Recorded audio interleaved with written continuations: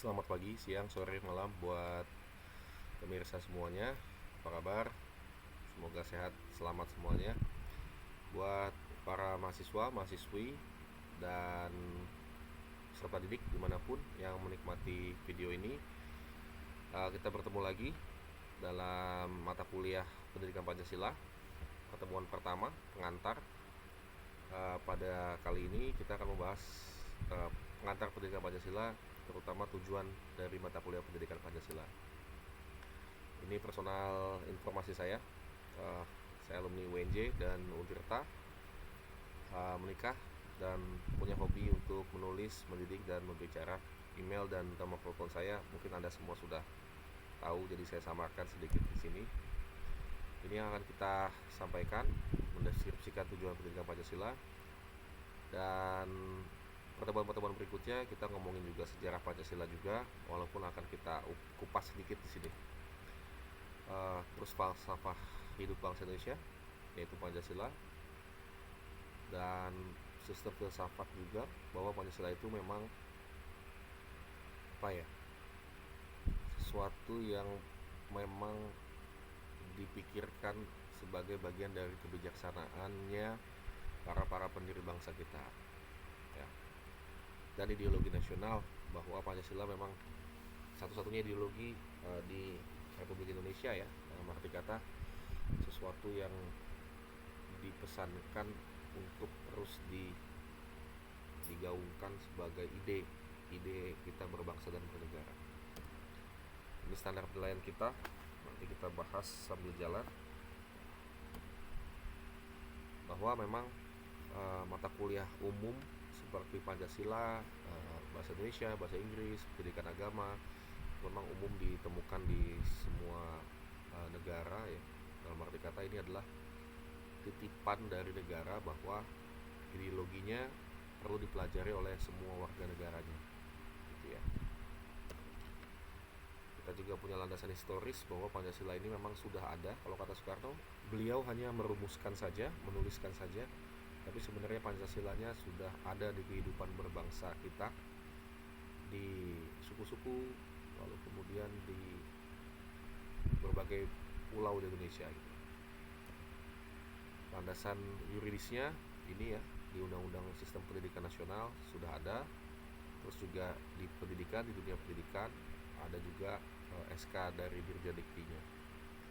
Sebagai alasan yang filosofis, bahwa memang kalau ngomonginnya bernegara, ya tiap negara punya dasar negara dan ada fungsinya, yaitu mempererat dan kemudian mendidik kita bahwa kita bangsa yang berketuhanan, bangsa yang beradab, dan seterusnya. Tujuannya ini menciptakan generasi yang beriman dan bertakwa, dan kemudian sampai pada akhir produknya, yaitu menciptakan keadilan sosial bagi seluruh rakyat Indonesia. Ini tujuannya sesederhana ini, ya, sesuai dengan sila yang ada di Pancasila. Nah, pada akhirnya tujuan goal utamanya adalah menciptakan warga negara yang baik atau good citizen. Kalau sudah good citizen itu artinya sudah sadar hukum, sudah mengenal nilai dan norma masyarakat, dan tidak perlu diawasi sebenarnya, tidak perlu ada polisi, tidak perlu ada CCTV, karena memang sudah terinternalisasi bahwa warga negara yang baik adalah warga negara yang patuh hukum, dan kemudian menjadikan Pancasila ini salah satu referensi pandangan hidup. Kita juga poin nomor 4, misalnya kita menjadi ide utama dalam menyelesaikan persoalan-persoalan hidup bernegara, sampai kepada menjadi poin terakhir adalah menjadi pemecahan masalah politik, ekonomi, sosial, kebudayaan di Indonesia. Ini, ya, yang kita pelajari, bahwa memang secara empiris ada yang kita pelajari, yaitu lembaran negara, lembaran hukum, ya. Yang kurang empiris atau tidak empiris adalah yang terkait dengan hal-hal yang abstrak, yaitu misalnya nilai, moral, norma, gitu ya, dari bangsa kita. Metodenya kita bisa pakai pendekatan-pendekatan hermeneutik. Misalnya kita melihat sesuatu dari kacamata pelaku, itu hermeneutik. Bagaimana Pancasila dilakukan oleh pejabat negara, bagaimana Pancasila dilakukan oleh warga negara atau profesi-profesi tertentu. Dan tentunya ini bersifat universal karena di seluruh penjuru Indonesia ilmu tentang Pancasila dan pengetahuan tentang Pancasila itu tetap berlaku. Ini akan kita bahas bagaimananya adalah bagaimana Pancasila lahir dan menjadi pandangan hidup. Lalu kenapa kita harus pakai itu? Karena ada sebab-sebab material, formal, di mana Pancasila itu nanti secara material dia menjadi rujukan sumber hukum ya. Pancasila nanti turun ke Undang-Undang Dasar, Undang-Undang Dasar nanti turun ke Undang-Undang, peraturan pemerintah sampai peraturan menteri sampai ke peraturan daerah, dan itu semua tidak boleh bertentangan dengan Pancasila.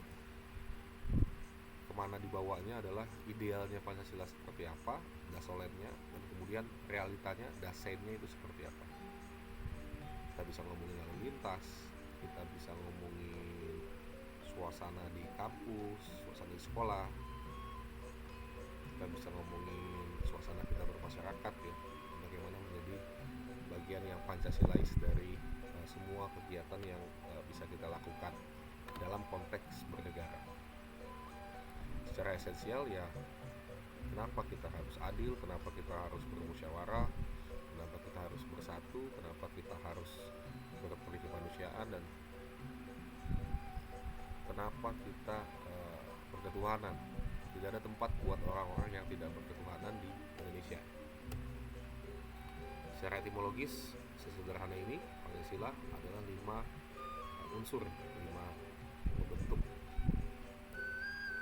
Secara historis, nah ini memang terkait dengan BPUPKI yang sidang pertamanya itu memang tujuannya adalah merumuskan dasar negara. Ini yang saya anggap momen penting pertama, yaitu Pancasila dirumuskan sebagai dasar negara. Dan waktu itu ada 3 orang yang mempresentasikan di sidang BPUPKI yang pertama, yaitu Muhammad Yamin, Mr. Supomo, dan Soekarno. Ini adalah momen penting pertama karena Soekarno sudah ngeluarin kata Pancasila di situ. Soekarno bilang kalau diekstrak Pancasila bisa jadi 3 sila, dan 3 sila itu kalau diekstrak lagi bisa jadi 1 sila, eka sila, yaitu konsepnya konsep gotong royong. Nah ini Indonesia banget, dan ini memang sudah ada di masyarakat Indonesia. Istilahnya, peribahasanya misalnya berat sama dipikul, ringan sama dijinjing, dan berdiri sama tinggi, duduk sama rendah, gitu ya. Nah ini sidang BPK itu berjalan 2 kali. Sidang pertama tadi itu merumuskan dasar negara, sidang kedua itu membagi bidang-bidang. Bidang-bidangnya ada 3, bidang keamanan, bidang ekonomi, dan bidang politik atau dasar negara. Nah untuk panitia kecil yang merumuskan ini adalah panitia 9 yang Soekarno mengetuainya. Nah kalau tadi momen penting pertamanya adalah kelahiran Pancasila 1 Juni, yang kemudian kita peringati hari ini juga sebagai hari lahirnya Pancasila. Milestone yang kedua adalah 22 Juni. Di 22 Juni ini lahir yang namanya Piagam Jakarta. Piagam Jakarta hampir semuanya sama dengan Pancasila yang kita kenal sekarang. Sila kedua, 3, 4, 5-nya. Nah di sila pertamanya kalimat ketuhanan disandingkan dengan kata-kata dengan kewajiban menjalankan syariat Islam bagi pemeluk-pemeluknya. Ini adalah hasil dari tim 9 atau panitia 9 Jakarta Charter, dan ini disepakati sebenarnya untuk dasar negara kita nanti ketika Indonesia sudah merdeka. Oke, ini bentuk wilayah tadi yang saya bilang, keuangan, keamanan dibahas juga di sidang kedua BPUPKI. Nah ini berlanjut terus sampai kemudian di momen penting berikutnya, yaitu momen penting ketiga dan terakhir, di mana tanggal 18 Agustus PPKI sidang pertama ya, sudah bukan BPUPKI, sudah bukan Dr. Ritsujian Bicho Sakai, tapi 20 risu Jumbi Inkai sudah panitia persiapan. Dan Indonesia waktu itu sehari sebelumnya sudah merdeka dan kita butuh dasar negara. Kemudian 18 Agustus inilah disepakati dan Pancasila nanti masuk ke pembukaan Undang-Undang Dasar 1945 ya. Artinya Pancasila termaktub dalam pembukaan Undang-Undang Dasar sebagaimana yang sering kita baca kalau upacara bendera SD, SMP, SMA gitu ya. Kita mengatakan bahwa dengan berdasarkan kepada ketuhanan yang Maha Esa, manusia yang adil dan beradab, dan seterusnya sudah termaktub. Nah, ada kalimat, ada kata-kata yang hilang dari konsep Piagam Jakarta, yaitu ketuhanan dengan kewajiban menjalankan syariat Islam bagi pemeluk-pemeluknya. Nah, dengan kewajiban menjalankan syariat Islam bagi pemeluk-pemeluknya diganti dengan ketuhanan yang Maha Esa, karena sejarah mencatat bahwa pas proklamasi itu ada orang yang mendatangi Muhammad Hatta dan kemudian komplain bahwa kalau ada kalimat atau kata-kata itu di sila pertama menjalankan syariat Islam di sila pertama, orang-orang di Indonesia Timur seperti let's say Papua, Maluku dan Nusa Tenggara Timur misalnya itu merasa tidak terlibat atau merasa kurang dilibatkan dalam negara yang akan baru saja dibentuk ini. Oleh sebab itu, kekhawatiran terhadap eksklusivitas dari umat Islam itu kemudian oleh para pendiri bangsa, termasuk diantaranya ada orang-orang yang nantinya menjadi masyumi, yang nantinya menjadi Nahdlatul Ulama, itu kemudian diskusi dan kemudian akhirnya meluluhkan konsep ketuhanan yang Maha Esa. Ketika ketuhanan yang Maha Esa itu dianggap itu sudah mencakup agama-agama yang ada di Indonesia, karena semua agama yang ada di Indonesia itu mengakui Tuhan yang satu, pun itu Katolik, pun itu Kristen, pun itu Hindu. Misalnya Hindu Bali dengan Trimurti dan dewa-dewanya itu tetap menganggap Tuhannya Esa, Tuhannya tunggal, karena mereka menganggap bahwa